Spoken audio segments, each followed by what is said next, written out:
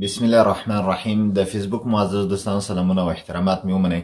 الله دې وکړي چې ټول روغ جوړ او د صحت کریمه پر تن وي. ملګرو، تر دې دمه موږ د عربي ژبې د حروفو په احکامو باندې مفصلې خبرې وکړې چې دې کې مو اخفا، اقلاب، ادغام، اظهار، د ټول د نونو ساکن، د میم ساکن، حتی مد او شد، دغه ټول حرکات او سکون او دې تر څنګ مد د هغې ځینې اقسام دغه شیان ټوله، حتی هغه د علایم د وقف او ابدال او اسکان، د ټول مواردو باندې موږ مفصلې خبرې وکړې. نو اصلا تجوید کې په درې مواردو باندې خبرې کیدای شي. یو د دوی نه همدا احکام د حروفو دي چې تر دې دمه احکام د حروفو موږ خلاص کړه، او دویم د دې نه مخارج د حروفو دي چې نن به انشاءالله مخارج یا مخرجونه د حروفو، یعنی د عربي ژبې د حروفو یا د الف و با، نن به مخارج شروع کوو. او دریم قدم کې صفات د حروفو دي.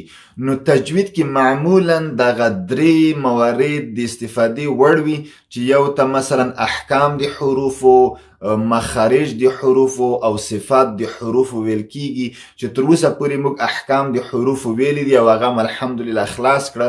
اوس مخارج د حروفو ته داخل شوي یو چې په مخارجو باندې خبرې وکړو. ملګرو، مخارج د مخرج جمع د اصل مخرج د مفعل په آواز دی چې د مصدر په معنا تقریبا راتلی شي منبع.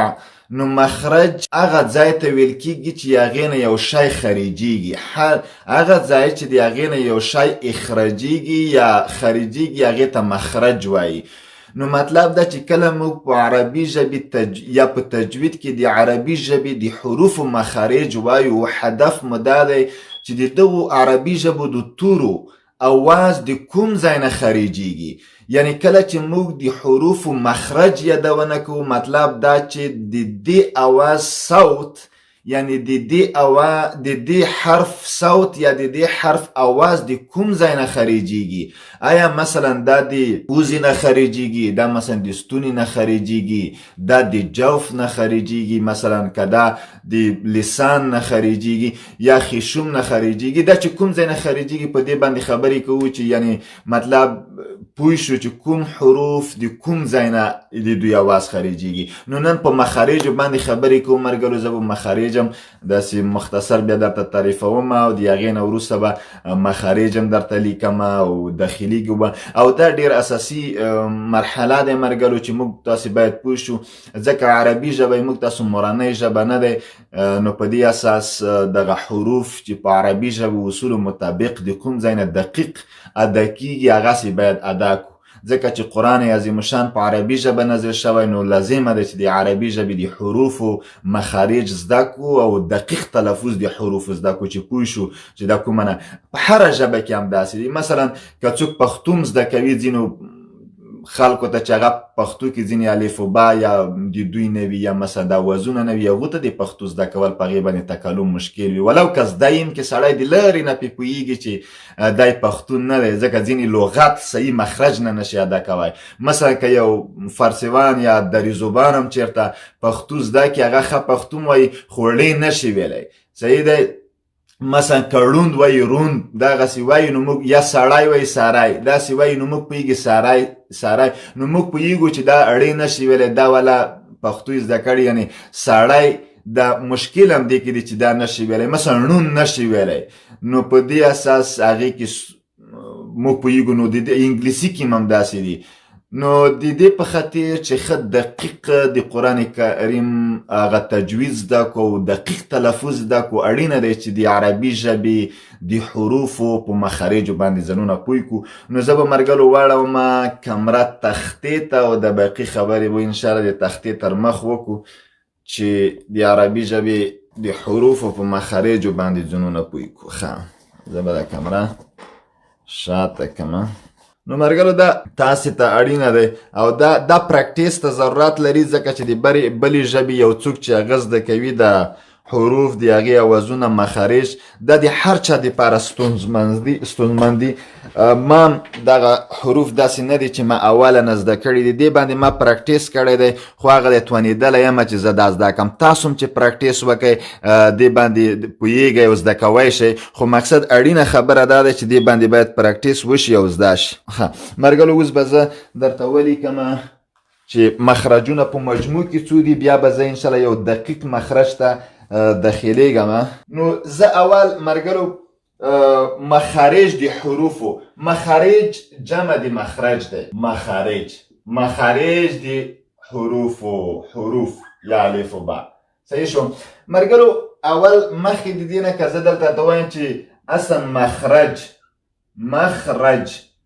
مخرج دی مفعل په وزن دی، مفعل، مخرج، اخراج، خریجیدل، مثلا دغه ټول یو هغه مخرج یعنی مفعل په وزن دی، یا هغه د اسم مکان کې راتلی شي، یعنی هغه ځای چې د هغې ځای نه یو شی خریجیږي. مدخل که ووایو هغه ځای چې هغلته یو شی داخلیږي، نو مخرج یعنی هغه ځای چې هغې ځای نه یو شی خریجیږي. خو کله چې د حروفو مخارج جمع د مخرج دی، موږ تاسو وایو چې مخرجونه عربي کې ویل کېږي مخارج، نو حروف و مخارج چې کله موږ وایو یا د حرف مخرج وایو، دا معنی چې د دک حرف اواز د کوم ځای نه راوځي. مثلا که زه سین وایم، سین خو د دې نوم دی، د اواز دی نو دغه اواز د کوم ځای نه راوځي، دغه اواز چې د هر ځای نه خریجیږي هغې ته د سین مخرج ویل کېږي. کوم ځای نه مثلا چې موږ سواد خریجوی شو، هر ځای نه چې سواد ادا کیږي یا د سواد اواز خریجیږي هغلته موږ د سواد مخرج وایو. مثلا عین که زه ووایم، پس هر ځای نه چې د عین دغه اواز خریج شي موږ وایو چې همغه ځای د عین مخرج دی. نو مخرج هغه ځای ته ویل کېږي چې هغې نه یو شی خریجیږي. کله چې تجوید کې موږ د حرف مخرج وایو، هدف مو دا دی چې د حرف مخرج هغه ځای ته ویل کېږي چې هغې نه د یو حرف اواز خریجیږي، اواز. نو د دغو حروفو الف و با، مثلا تا و ثا و جیم عین تر یا پورې کوم حروفو، د دغو ټولو حروفو مخارج، یعنی مطلب په دې معنی چې دغو حروفو اوازونه د کوم ځای نه خریجیږي، دغسې مخارج جمع دی. نو اوس زه په مجموع کې که درته ووایم چې د حروفو مخارج په مجموع کې 5 دي، چې هغه به زه تاسو ته وایم چې یو د دوی نه مخرج حلق دی. حلق یعنی ستونی. صحیح شو؟ حلق په عربي کې ستوني ته ویل کېږي. موږ داسې د ستونی چې ورته وایي، ګلون چې په دري کې ورته وایي. او بل چې دی جوف مرګلو په د جیم فتح سره، جوف نه جوف، حلق ستوني ته وایي. بل جوف دغه خلیګه او دغه خلا د ستوني او د خولې ترمنځ چې دی دې ته ویل کېږي. دې باندې به هم خبرې کوو. او بل چې دی لسان عربي ژبه کې ژخه بته وایي. یو لسان دی، یو اسنان غخونه دي، نو بل لسان دی. صحیح شو؟ دغه او بل مرګلو یا شفتان. صحیح؟ شفتان په عربي ژبه کې شفتان یا شفتین دواړه ژبو ته ویل کېږي، دواړه ژبو ته شفتان یا شفتین ویل کېږي. او پنځم خیشوم. صحیح؟ خیشوم که فکر موږ په ادغام کې دا خبره وکړه چې غونه، کوم ځای کې چې غونه کېږي یعنی د خیشوم دغه پوزې باره دغه هغه ته خیشوم ویل کېږي. نو مرګلو عربي ژبو کې الحمدلله الف لام تعریف موږ ویلي دي، الف لام تعریف. نو که چېرته په دې کې عربي ژبې اصولو مطابق ته الف لام تعریف هم ور واچوي، نو دا به شي الحلق، دا به شي الجوف.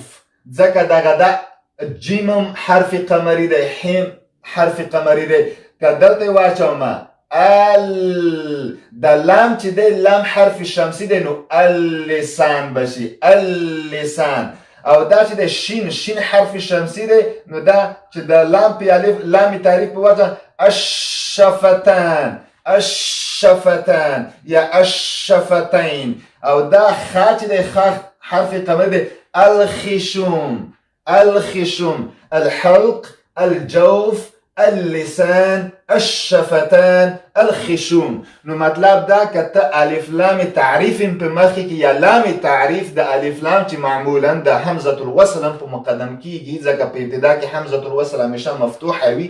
نو موږ کده الف لام الحلق ځکه قمري دی لام ویل کېږي الجوف ځکه چې جیم حرف قمري دی خو دلته شمسي اللسان اللسان الشفتان ځکه شمسي دی الخشوم ځکه قمري دی ویل کېږي. نو مرګلو مطلب دا چې موږ په عربي ژبې تجوید کې دغه 15 مخرجونه لرو، یعنی ټول حروف چې راخریجيږي په عربي ژبه کې یا به د جوف نه وي یا به د حلق نه وي یا به د لسان یا شفتان یا خشوم دغه نه بل نشه. تاسو ته به دا پوښتنه پیدا شي چې استاد موږ ځینې یو څه نورم وریدلی دي چې مثلا دې کې دي اسنان څه کړه یعنی غاښونه دي څه کړه مثلا فم مثلا خوله دی په دې کې هغه شیان دي دغو مخارجو کې نه داخل دي چې هغه باندې به مثلا خبرې کوو خو اوس هم دومره دي 15 مخارج دي هغه جوز دي دوی دي نه په دې کې شامل نه دي. نو اوس مرګلو دې باندې الحمدلله پوه شو. اوس راځم اصلي دغه یو هغه ته اولین ته چې حلقي حروف موږ وپېژنو دا به وایو بیا به دا وایو بیا به دا وایو بیا به دا وایو بیا دا انشاءالله موږ ټول مخارج به خلاصیږي. نو دا عمومي یو عکس و انظور و چې تاسو ته مې درکړو. اوس به زه ځمه د دې نه به شروع کوم حلق نه. دا عمومي تاسو ته یو ذهنیت ما درکړو چې موږ به دغه 15 مخارج ټول وایو چې په عربي ژبه حروف و مخارج دي دا 15 دي. نو اوس به زه وایم چې حروف اوس به وایم چې حروف حلقي صحیح حروف حلقي چې کله وایم مطلب دا چې یا مخرج الحلق. اوس به زه حلقي حروف وایم یعنی مخرج چې دی حلق دی مخرج حلق دی ښه مخرج دغسې ښه مخرج دلته حلق دی صحیح دی. په دې باندې به خبرې کوو. دا حروف حلقي چې ټوله حلق کې ادا کېږي مرګلو دا څو حروف دي؟ دا شپږ حروف دي مجموع کې شپږ حروف دي چې هغه مخرج شده حلق ده حلق ستونه ده ستونی نه ادا کیږي. دا شپږ حروف دي. دا شپږو حروفو کې دوه حروف ادنا د حلق ادنا حلق ادا کیږي صحیح شو. ادنا حلق په دا معنی چې د ستوني په ابتدا کې کیږي. دا کوم دوه دي دا چې ستوني په ابتدا کې کیږي اول کې دوه حروف دي مثلا خا او غین. دا دوه حروف چې دي ادنا د حلق. دوه باقی حروف چې دي د ستوني هغه په وسط د حلق. وسط دا معنی چې منځنۍ حصه د حلق یا ستوني کې منځنۍ حصه یا وسط د ستوني نه چې کوم ادا کېږي هغه دوه دي. هغه کوم دوه دي؟ حا او عین صحیح. دا دوه وسط د ستوني نه او باقي اقصا دا معنی چې ابعد لارې حصې د ستوني نه صحیح شو. یا مثلا اقصای حلق ادا کېږي یعنی د ستوني اخیره هغه ابعد لارې حصه کې چې هغه بیا چې شی دي دوه دي یو ها او بل همزه. نو مرګلو دا هغه دي. خدای دې وکړي چې په دا خبره پوه شوي وئ. ما په مجموع کې مخارج د حروفو په 15 ډول درته وویشتل چې مثلا هغه مې درته وویل چې هغې کې حلقي دي یا حلق یو مخرج دی لسان دی شفتان دی خشوم دی او جوف دی. په هغې کې اوس راځو حلق ته چې د حلقي حروف کوم دي. حلقي حروف شپږ دانې دي. که په بله طریقې درته ووایم ټول اظهار حروف د اظهار موږ الحمدلله اخفا ادغام اقلاب اظهار ویلی دی ټول د اظهار حروف ټول حلقي حروف دي. اظهار چې پکې کیږي احکام و دینون ساکن او تنوین کې چې موږ ویلې. نو مطلب دا چې خا غین او ح او عین او ها او حمزه د شپږ وړه هم اظهار حروف دي د مخرج لنیګانه که چیرته که د نون تکین تنوین نون ساکن او تنوین د احکامونه ورته وګوري دا شپږ وړه اظهار حروف دي، خو که د مخرج په سترګه ورته د مخرج د زاویې نه ورته وګوري د حلقي حروف دي، ځکه ټول په ستوني کې ادا کیږي.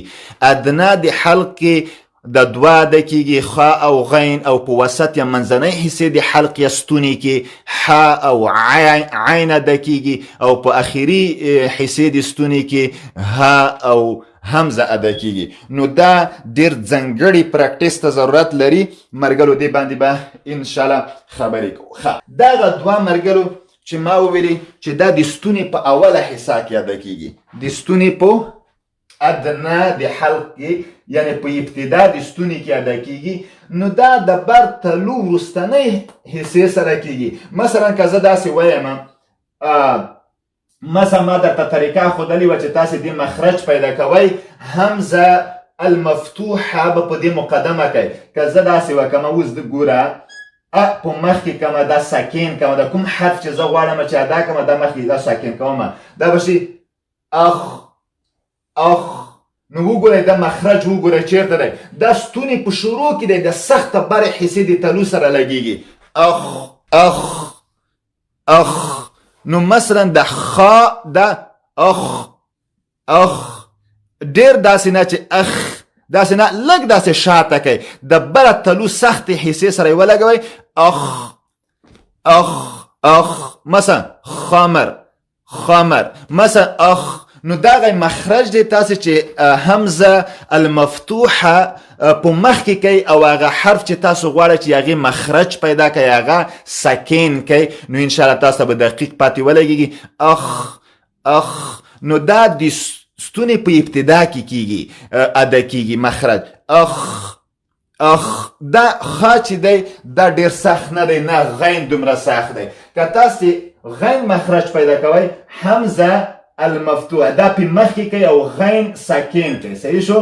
مطلب داسې عیني د خا سره مخرج یو رقم دی، ځکه دواړه ادنا د حلق نه یا ابتدا د حلق نه کیږي. مثلا اغ اغ اغ اخ اخ اغ، ډېر د اخ اغ.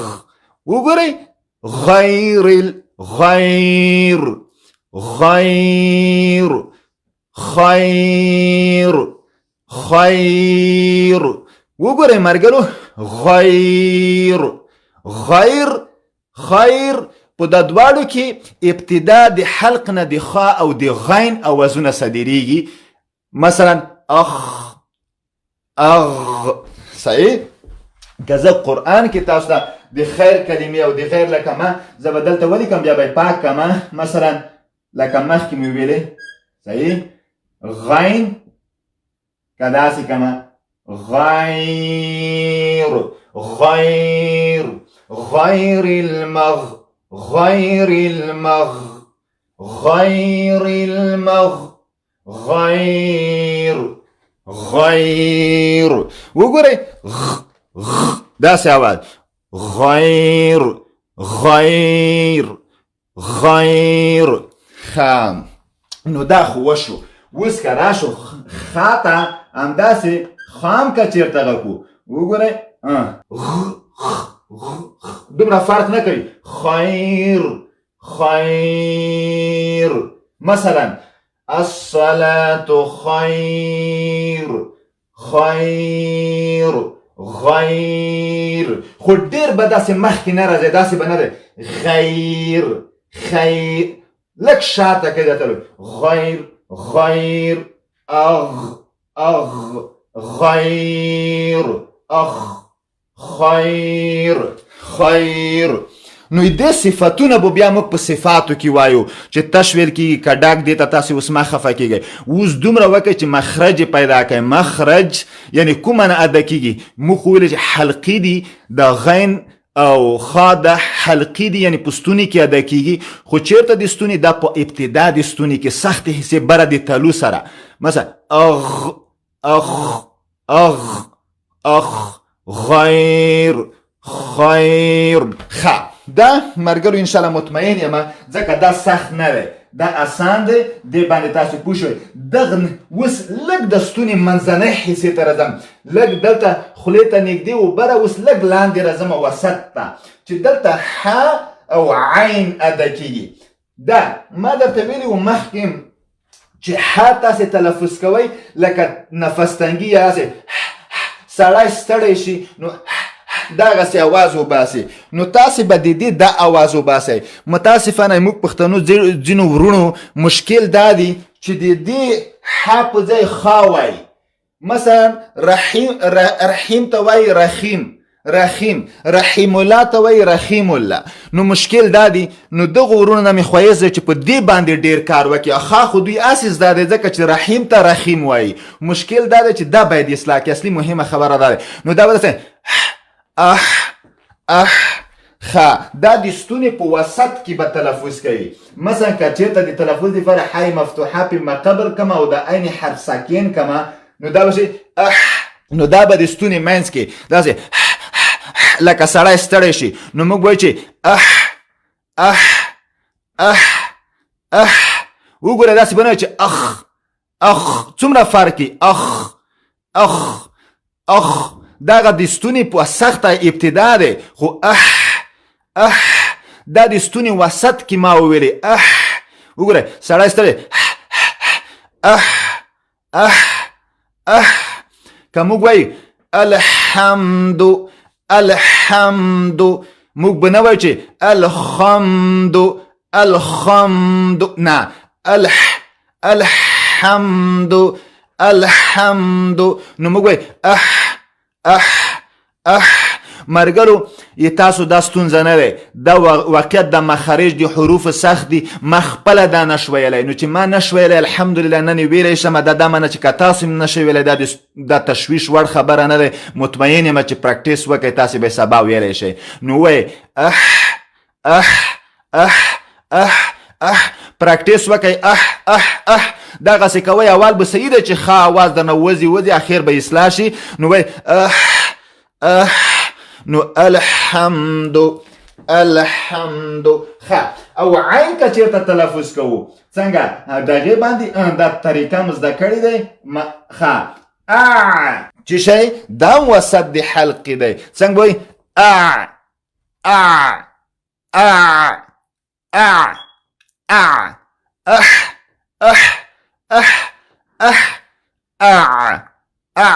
د ستوني په غوټ منځ کې د ستوني په وسط کې منځنۍ حصه کې ویل کېږي.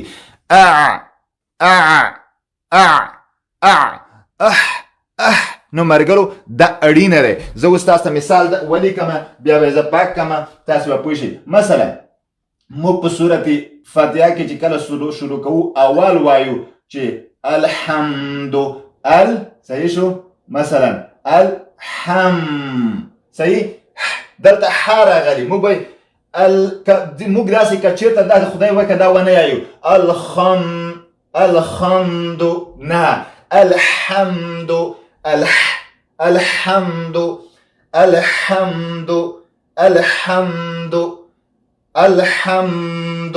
یا مثلا وګورئ الرحمن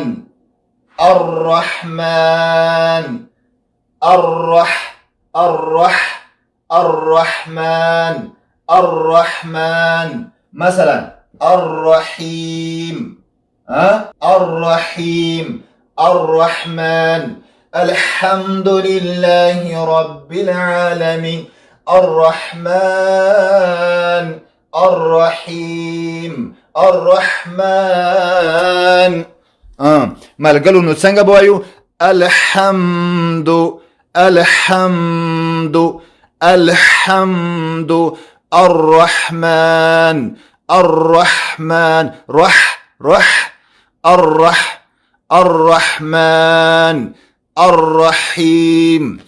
الرحیم. نو وګورئ مرګلو څومره فرق کوي چې تاسو باید دقیق داسې کوشش وکړئ داسې ونه الحمد الرحمن الرحیم نه داسې ونه الحمد الرحمن الرحیم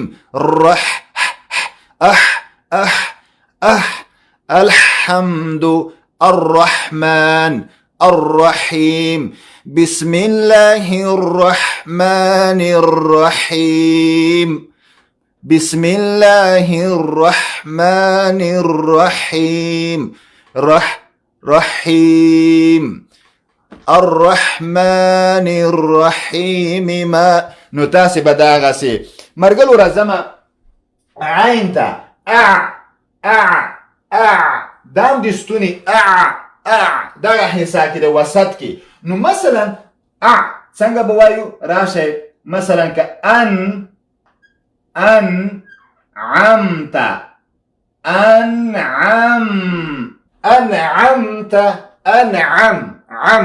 أنعمت خدای نکا کتاسی دا عینز دا نکا لکا سنگا چه حادی خاصره تلفظ کوئی رحمان تا رحمان وای رحیم تا رحیم وای نو زه مطمئن یم چې تاسو دا کار کوئ دا چې وسط کې ادا کیږي تاسو دلته مې او ابتدا ته کش کوئ نو دا وسط کې کیږي تاسو نه بیا دام دلته کش کیږي مطلب دا چې انغمت بیا وای انغمت غلیهم نه دا کار ونه کوي ګوره تاسو د طرف ته غما کوي د خپل مخ غلري د ابتدا دی حلقې دی د وسط کې نو انعمت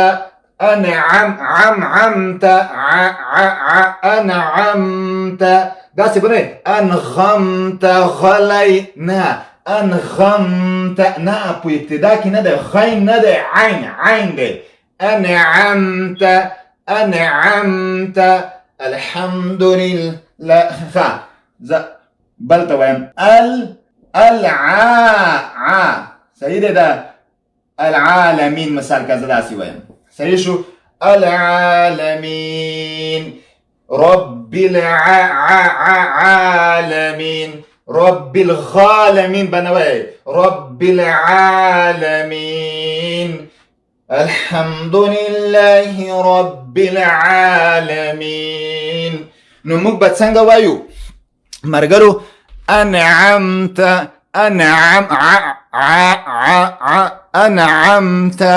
عليهم كذلك ولا كمان مثلا سيشو عليهم سيشو ده بتسنقوي عليهم ونويو أنعمت عليهم غير سيشو أنعمت عليهم العالمين نو مرګلو دا ډیر اړین دي چې تاسو پوښښ چې عین او ح دواړه وسط د حلق یا د ستوني نه ادا کیږي نو تاسو داسې پریکټیس وکړئ الحمد الرحمن الرحيم أنعمت عليهم العالمين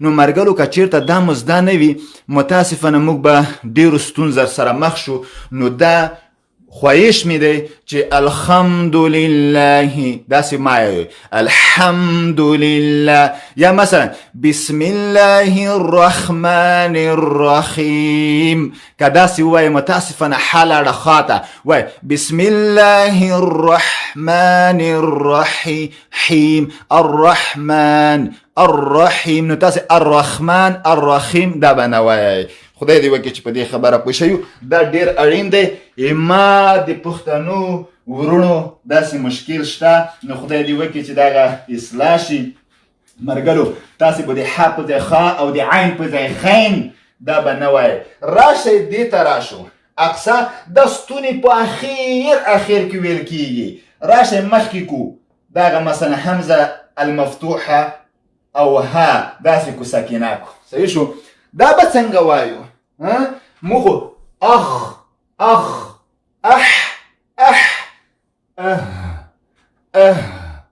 دا به د ستوني په اخیر کې وایي زه به لږ ځان رانږدې کړم د کمرې ته چې ما غږ ښه واورئ مثلا ګورئ مرګلو څومره فرق کوي ابتدا یا ادنا د حلقې او په وسط د حلقې ح او په اخر یا اقصا د حلق ها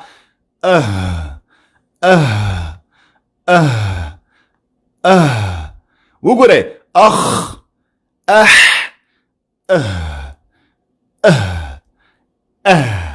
مثلا څومره فرق وي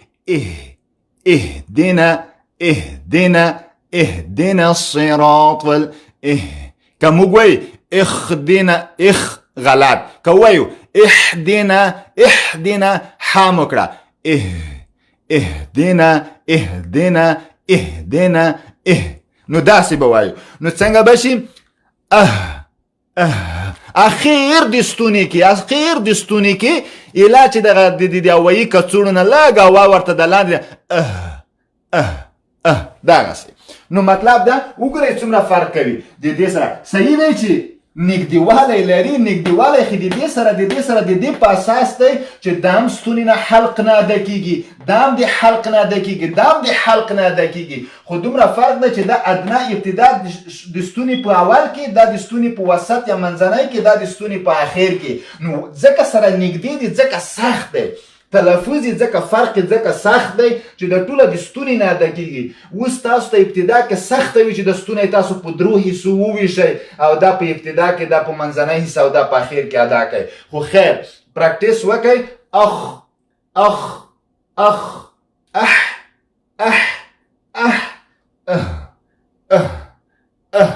نو دا زه مطمئن یم چې تاسو به دا درکړئ مثلا زه وایم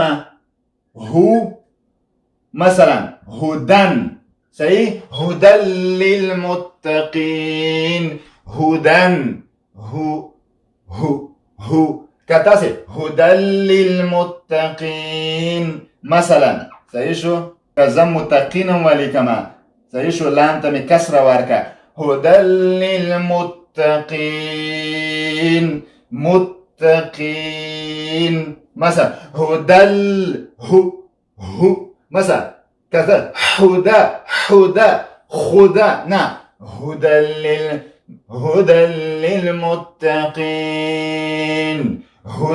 للمتقين كفكر دي مرګلو ما تاسو ته اسکان ویل دي اسکان هغه ته چې اخر کې موږ تای تنیس دا تای تنیس چې دی دا چې هر حرکت په ها مبدلوله په ها په دې ها مبدلوله په دې ها بدلیږي نو چې بدلیږي تاسو به غلطه مثلا داسې کوئ مثلا يوم يفر المرء من أخيه داغسي يا القارعة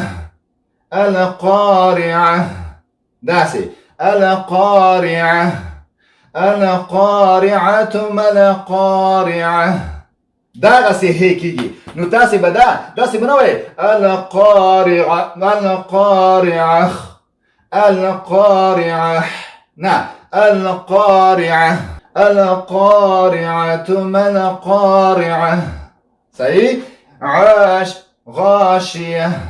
غاشية حامية نارية نو در ټولو اخر کې د تای تنیس چې وقف کوي د اسکان کیږي او بخې ابدال کیږي یعنی د تای تنیس په ها باندې بدلیږي دی وقف په وخت کې نو دا وګورئ مرګلو تاسو دې سره باید ډیر بلد شئ وأمه وأبيه صحيح ده هدى للمتقين مثلا ذلك الكتاب لا ريب فيه نو التخو هذا كنا نو تچوا وقفون کوي خو فيه اغه خو بقى کوي نو دا ډیر مهم دی اهدنا الصراط يا مغوايو بسم الله اغا بسم الله مغوايو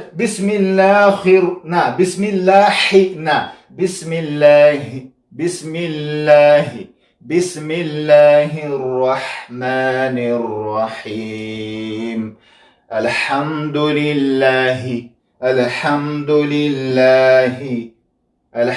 لله رب العالمين دینی انشاءالله چې پوه شوئ مرګلو چې یعنی دا چیرته ده کیږي صحیح شو تاسو پوه شوئ چې یعنی مثلا که ها مثلا موږ چېرته داسې کو نو دا راشي د دویم ته صحیح شو دا حمزه ساکینه کو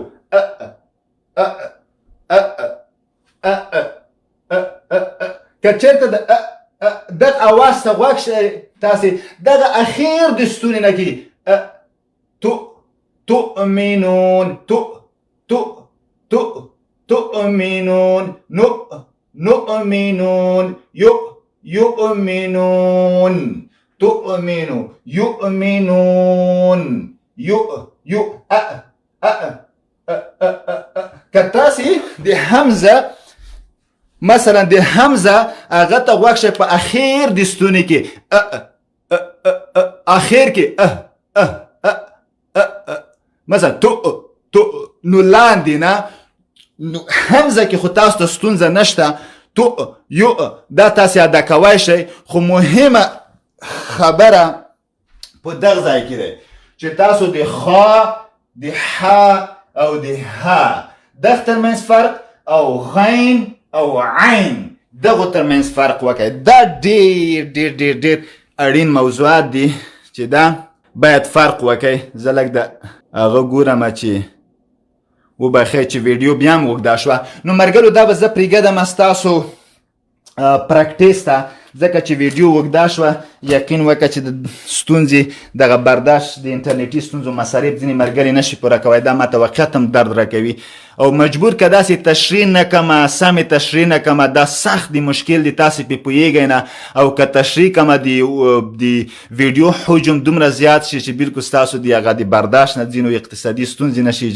دومره نه وي چې دغه هغه کې خو په هر صورت الله دې ورحمیږي نو ملګرو درس چې وګ نشي دغه په خاطر باندې ځای پای ته رسو خو تاسو پراکټیس وکړئ ان شاء الله پراکټیس کې به مستونزې حل شي زه یو مثال وایم چې اعوذ بالله من الشیطان الرجیم مثلا که زه الحمد نو تاسو الحمد حاب وای الحمد لله هي او اقصاد حلق هي الحمد لله رب بالعالمين عالمين الحمد لله رب العالمين الرحمن الرحيم الرحمن الرحيم مالك يوم الدين إياك نعبد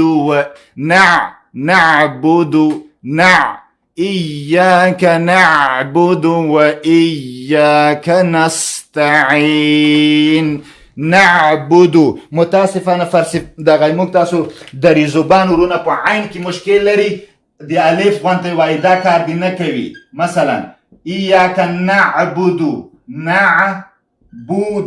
صحیح شو دوی وای عین نشي ویلی وای نعبدنا إياك نعبد وإياك نستعين دغه وجه ده چې دري زبان ورونه عالم ته وایي چې عالم تعلیم ته وایي چې تعلیم نه دی عالم مثلا عالم تعلم معرفت تعارف دغه وجه دی چې د ځینې هغه فارسیوانانو ته نوع ته وایي نول دغه وجه دی چې دوی عین نشي ویلی نو که زه وایم ابعاد دوی وایي چې ابعاد دا شی نه إياك نعبد وإياك نستعين نو عين بس ساموي عالم تعليم نعبد أبعاد سيشو أو تعلم بنوعي ذكا عالم دي علم سره فرق کوي نو دا ډېر مهم چې تاسو پوښتنه مثلا نستعين صحیح شو نستعين نو موږ وایو چې نستعين إياك نعبد نعبد إياك نعبد وإياك نستعين اهدنا الصراط المستقيم صراط الذين أنعمت أنعمت صحيح أنعمت عليهم صحيح عليهم أنعمت عليهم غير الخير غير أنعمت عليهم غير صحيح أنعمت عليهم أنعمت عليهم داسي بنواي أنعمت عليهم الا دی وکی چې مرګلو مشکل شوی دی ویډیو حجم زیاتیږي نو دې په خاطر چې ویډیو حجم زیات نشي معذرت مې ومنه نن ډېر غوښتنه او خواهش مې تاسو نه دا دی چې دې باندې پراکټیس وکئ ځکه چې پراکټیس باندې دا زده کیږي نو تاسې به الحمدلله مطمئن یم سورة فاتحه کې ټول راغلي دي ټول شته خا شته ح شته هس شته غین شته عین شته همزه شته نو تاسې کوشش وکئ مرګلو چې دغه سورة فاتحه کې دا عملي کئ یا ټول قرآن کې عملي کوي نو تاسې دا نه پراکټیس وکړئ انشاءالله چې ستونزې به مو حل شي او ډېر خوند به وکړي چې دا مو راوشي تر بعدي درس چې راتلونکي چهارشنبه د افغانستان په د شپې په 7 بجو شروع کېږي تر هغې مو په لوی او متعال خدای سپارمه ښه وختونه ښې چارې